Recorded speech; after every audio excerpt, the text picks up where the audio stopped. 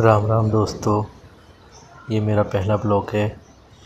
मैं खाटू श्याम घूमने आए हैं दोस्तों के साथ। बोलिए खाटू श्याम बाबा की जय। आ गए हम लोग मंदिर में, अंदर लाइन में लगे हैं। देख सकते हैं आप लोग कितनी भीड़ लगी हुई है। आगे चलते रहिए, आपको दर्शन कराएंगे बाबा खाटू श्याम के। देख सकते हैं आप लोग कितनी भीड़ लगी हुई है। ये देखिए हमारे खाटू श्याम महाराज जी का मंदिर।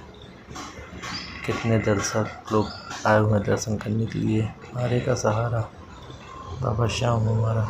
देख सकते हैं आप लोग, ये हमारा दर्शन हो गए।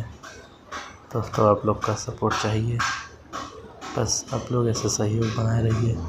मैं आपको ऐसे दर्शन कराता रहूँगा। Ram Ram, bye bye.